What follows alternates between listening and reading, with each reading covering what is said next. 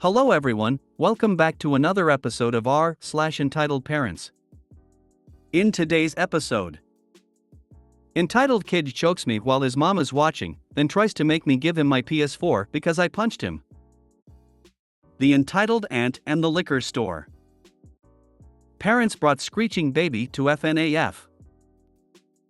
Before we get started, make sure to subscribe so you will never miss a video. So let's get started. Entitled Kid chokes me while his mom is watching, then tries to make me give him my PS4 because I punched him. This is my first story here, please be gentle. Also, this story is more about the kid than the parent, but the parent was supporting the behavior, so. R cast, EK, obvious. EM, obvious. Me, super obvious. Neighbors 1 and 2, two neighborhood kids. Note that the neighbors are actually pretty cool. The EK was just older than them and so had some authority. And so it begins. One summer day last year, I had just turned 14, I was playing some basketball with these two kids from my neighborhood in their driveway. Their family is pretty rich, so they have a fully paved driveway big enough to be a sizable court. It's just me and them for about half an hour, until Satan's son himself came over from down the street. This kid is the really stereotypical little shit who made the select soccer team 3 years ago and still thinks that he runs the place. So we let him join the game and everything is fine for a bit. I'm a little bit on the ahem bigger side, but I'm really strong, so I play really well as a center, posting up and that. And the EK is guarding me and he's getting worked. He's shorter and not as strong, so he's getting dominated. Here's the major incident. I've just grabbed a loose ball and I'm running back towards the basket. The other kid gets back before me and stops my drive, so I start to back him down again. He must have just been really frustrated by him not getting a chance on defense, so he thinks up a plan. At this point, I was wearing a hoodie and he grabs my hood from behind and pulls as hard as he can. I, not expecting my airflow to be cut off, especially while I'm breathing hard, start to panic. I can't shake him off of my back. I don't know how long he's hanging on, but it felt like a whole 45 seconds. That may not seem like that long, but I'm freaking out, so it feels like forever. An eternity later, his grip loosens and I finally get him off. I'm fired up, so I punch him right in the nose, definitely not as hard as I could, but it certainly would have hurt a lot. This little shit, however, he drops like he's out cold. Meanwhile, I'm on my knees trying to get my breath back. He's bawling his eyes out, he's rolling and screaming and all that, being the melodramatic turd that he is, but his mom is running over, and it was that moment where I knew I was F***ked. Now, sometime between when he started and when I socked him, his mother came out, but she's the typical I want to speak to the manager white upper middle class mom who volunteers to be the head of the PTA every year and goes to Starbucks 20 times a day, and the EK is very much her son. EM, oh my god, redacted, are you okay, what did you do to him? Me, he just nearly choked me out, so I punched him. M, why would you do that, you're so much bigger than him. Me, but he was choking me out. EM, come on dude, you've got to be more mature about this. Me, what do you expect me to do, apologize to him for making him choke me? This whole thing goes on for a while until the neighbors step in to try to protect me.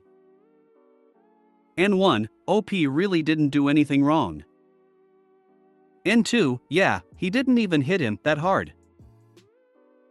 EM, but OP shouldn't be hitting people in the first place. Especially not my son, yes, she actually said especially not my son. N2, but it was basically a trade-off, EM, why are you guys trying to protect him, you should probably go inside, you don't know what you're talking about. They keep trying to help me out, but to no avail. This just goes around for another 5 minutes before EK finally gets up and limps back to his house. I go home cause I'm sick of this shit and I'm tired. The next day, I try go back over, but the EK is there already, neither of his parents' cars are there, so I assume that he's staying at the neighbor kid's house until they come back. I decide to go back inside because I don't want to interact with him. A couple hours later, EK shows up at our door with his mom standing at gate of our fence. EK, hi Opie, I was just coming over to say sorry for choking you yesterday, I won't ever do it again. Me, okay, thanks, I'm sorry that I punched you. At this point, my mom comes to see who I'm talking to and she asks what's going on. EM pipes up and says, EM, we are here for your forgiveness gift. Me, my what? EM, your forgiveness gift. It's a tradition in our family that the person who apologizes last has to give the other person something to make up for it. My mom, excuse me? What's going on? I explain what happened, and as I explain what happened, she seems to get more and more disgusted by the situation. I finish explaining and turn back to EK, who had tried to correct my story while I was explaining it to my mom, saying things like, he punched me twice in the face, and then kicked me in the nuts while I was crying on the ground. My mom is basically a bomb-sniffing dog for lies, so I can see from her face that she knows that's bullshit. I turn back to EK.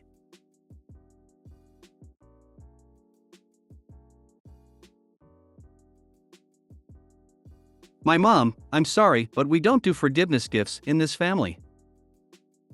EM, we do in this one. EK, pick something out. EK looked around and saw my PS4, and he points at it. EK, mommy, I want that. Keep in mind that this kid is just about a year younger than I am, too old for mommy, too old for this whole situation in my opinion. EM walks up to our door and sees it's my PS4.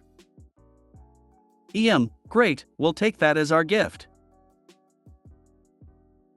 My mom, with steam billowing out of her ears, slams the door in their faces and quickly locks it. They start pounding on the door so hard that it sounds like they are trying to break it down. We leave the door, but they stay there pounding on the door for at least another 5 minutes before finally leaving. I still leave my neighbor's house anytime I see him walking down the block. Easily one of my favorite stories on here. Forgiveness gifts. Oh my god, this is the worst tidbit of parenting I've heard in a while. I can't believe someone thought of that and then tried to use it in a real life scenario. Exactly. It seems like a great way to encourage a kid not to apologize. I don't know why I'm still surprised by people's behavior, but why? To make up a thing like forgiveness gifts is amazing after he tried to choke you. Well done keeping your cool in front of EM. You should have gone over and picked their house as a forgiveness gift. The entitled aunt and the liquor store. This happened about 30 minutes ago. I was not personally involved, but had a front row seat. This is graduation weekend where I live, so entitled parents and relatives are everywhere. I ran out to the store to grab a gallon of milk and headed over to the liquor store to get my husband a pack of cigarettes. It's a drive-through, so I was in my car waiting for the 2 cars in front of me. No big deal, it's a nice day and all the windows are open, and the clerks at this store are typically pretty fast. The truck currently being served bought more cases of beer than I have seen outside of a liquor store. 9 of them. The passenger was taking them from the window and loading them into the back. I guess they are having a party, or trying to survive the influx of relatives. No big deal, it was just kind of amusing. Well, it was amusing to me. Apparently, the entitled aunt of the girl driving the car didn't see it that way. I kept hearing at her telling the driver, honk and maybe they will hurry up, I shouldn't have to wait in line. The girl was largely ignoring her, and I imagine rolling her eyes. Finally, the woman had had enough and decided to go into the store instead of waiting. There were 4 humans in the car. I quickly discovered that it was 2 mother-daughter pairs. The older women are apparently sisters. There was also a dog in the car. His name is Boomer. It happened so quickly that I didn't get a photo of him, so I can't pay the dog tax. When the entitled aunt got out of the car, Boomer thought it was time to get out and play. He jumped out of the car and is running around trying to say hello to the people coming out of the store.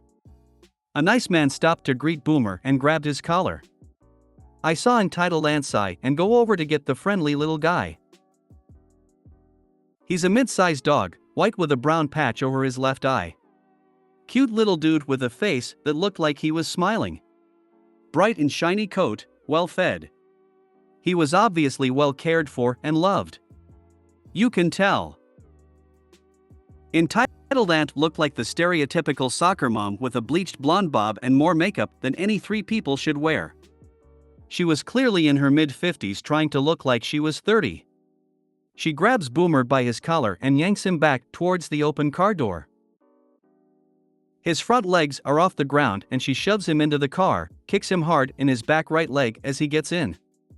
He yelps and she says, "Shut up, you stupid mutt." Slams the door and goes into the store. The driver looses it. She's out of the car and first opens the back door to check on Boomer. He's okay. Her mother gets out of the car to prevent the girl, she looked about 20, from going in after the woman. It works. The girl gets in the car and says, "That's it. I've put up with enough of her crap this weekend. No one treats my Boomer that way." She can walk her sorry home. Her mother tells her that she's family and you know how she is. To which the girl replies, "She's your sister, you invited her and she hurt Boomer." I'm done. At this point, the truck finishes paying and leaves. The girl, now that there is an opening, speeds off with him. I give my cigarette order to the clerk and, as I'm paying, I see the entitled aunt, 4 people back in line, mad as a hornet. Had she stayed in the car she would be done by now. Apparently those in the store didn't know, or care, that she shouldn't have to wait in lines as they were not letting her in front. I pay and pull around. The car she was in is long gone. I stay long enough to see her come out and realize she has been left. She gets out her phone, makes a call, and is cussing up a storm when I left. I'm just glad Boomer is okay. Well, 1, glad Boomer is okay. 2, hope she had a few miles to walk back to her family to think about her actions. But we all know EPs don't do self-reflection. Self-reflection in an EP's mind. What, like a mirror? I have one in my large, expensive Gucci bag I got off eBay. I don't see why you want me to use it, I look perfectly fine. I'm just shocked and slightly disgusted by how that girl's mother just said she's family and you know how she is. As if that is normal behavior, this woman let her own sister treat her niece's son like that. I applaud to the girl for doing what she thinks is right. I know I said son, but pets of any kind is family to me. I have a family dog and my sister's guinea pigs, who I see as a sisters. Parents brought screeching baby to FNAF. This happened a few hours ago and I am still pissed. I went to see FNAF last night since it was sold out on Friday and at every theater by me during the daytime.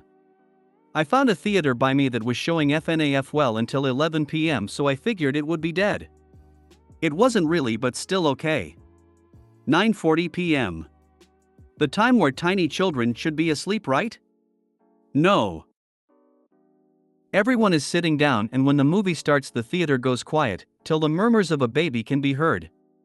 A kid around 7 comes in, then a dad, then a screeching baby and a mom.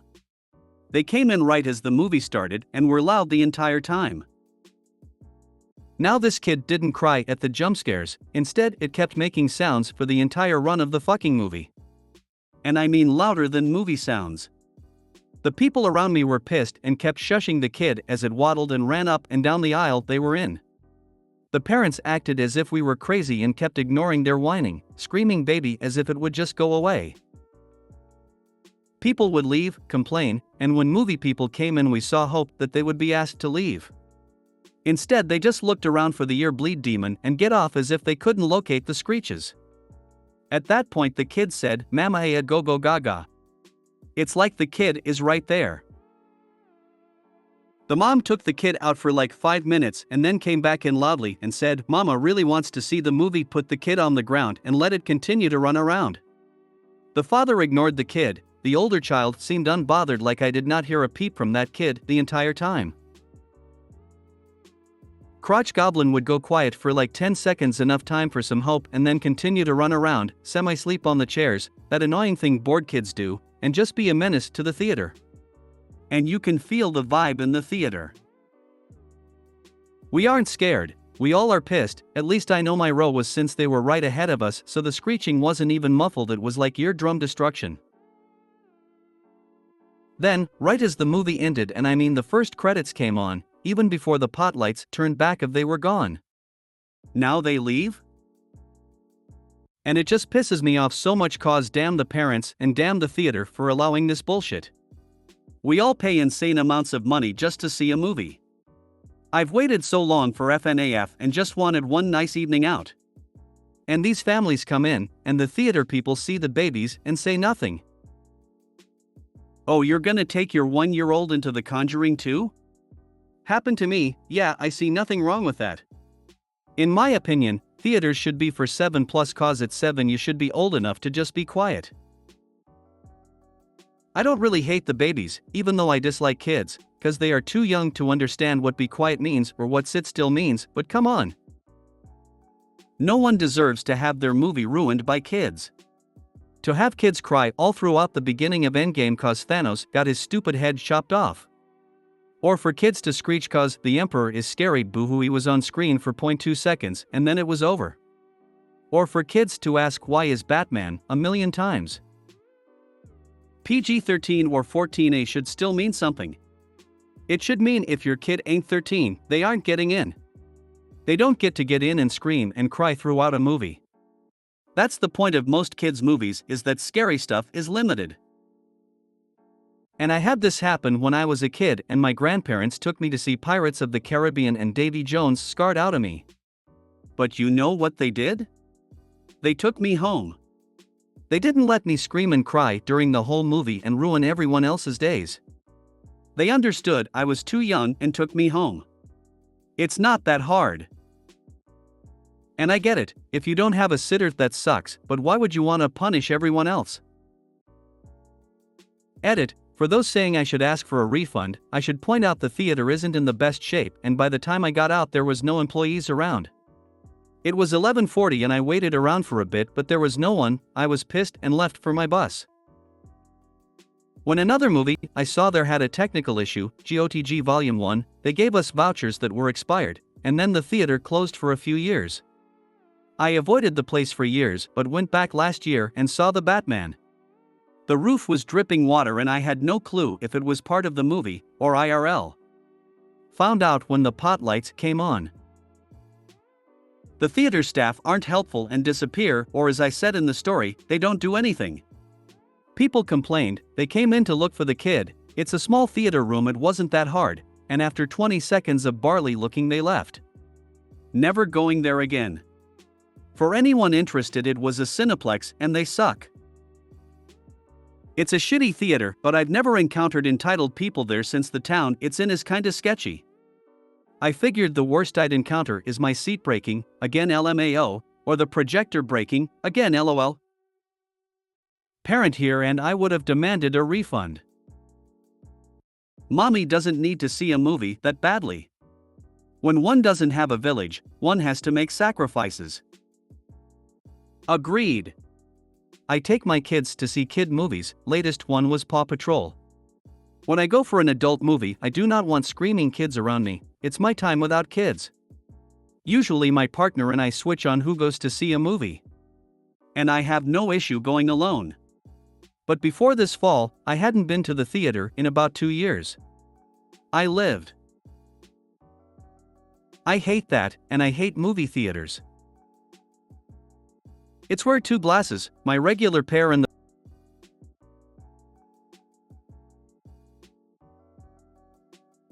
the pair the theater gives me so I can follow along